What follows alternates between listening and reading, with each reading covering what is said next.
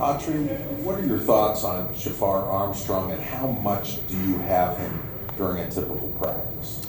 You know what, Jafar right now, you've been seeing him go between running back and seeing him play receiver. He's a big, physical, strong, young man. If I can plug right here, man, I hope I can get him in my room full time. So I'm putting a plug in right now. I would love to have Jafar in the room. You heard it here first. But we've on offense, you've kind of heard us, you've kind of alluded to the fact that there's some new faces. So what that creates for us as a offensive staff is we're doing a good job of, trying to figure out how those pieces work together and putting guys in different situations to see how they respond, so that when we come back in the summer and move forward to the fall, you have a good idea of how all those puzzles are going to come together to make that perfect picture.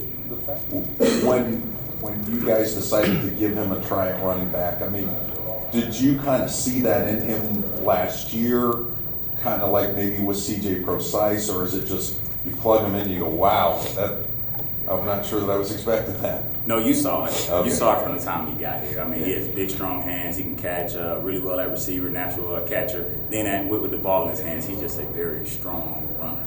So you saw it from the time we walked on campus. Autry, Tony and Dexter last year probably had some high expectations. Things didn't work out. Now's their time. Have you seen their mentality change? Anything different about them heading into this year? Yeah, they're a year older. And as you said, they've gone through some adversity. I mean, I believe everything happens for a reason. We were afforded a luxury last year for those guys. It wasn't a luxury for them, but we were afforded a luxury that when they went down, we were still able to pick up and run with it.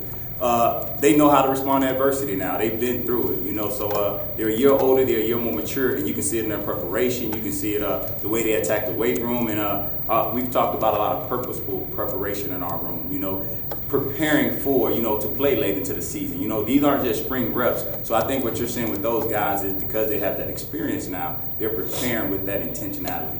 What are some examples of Dexter and Tony just being more maybe mature? I guess I think that was where you just said just from last year. A perfect example is just having awareness of what's going on in practice. Knowing when to spell each other, knowing when Tony's going to take 4 this time, maybe I'm going to take 3, and just kind of playing off of each other in the ebbs and flows of practice. Without me having to tell them. Watching them go up and correct Jameer Smith before I can even get to him because they're seeing the game, from the same perspective as I am. So things like that, you see the mental maturity, and you see it playing out in them from a standpoint of they're just playing, they're not thinking anymore. With Dexter being much leaner this spring physically, what does that allow him to do differently, and why was that a good call for him? You know what? He did not intentionally do that, so I'm not going to sit here and say we sat down and had like this master plan. I mean, if it sounds good, I'll say that. But we didn't plan it out. I just think he was working his tail off, man. And he was working his tail off, and he cut some weight, and he's just out there playing. He's still a big, strong young man. I mean, he went down. He was at 215, and he's like 195. So he's still not a small guy, but he is legal.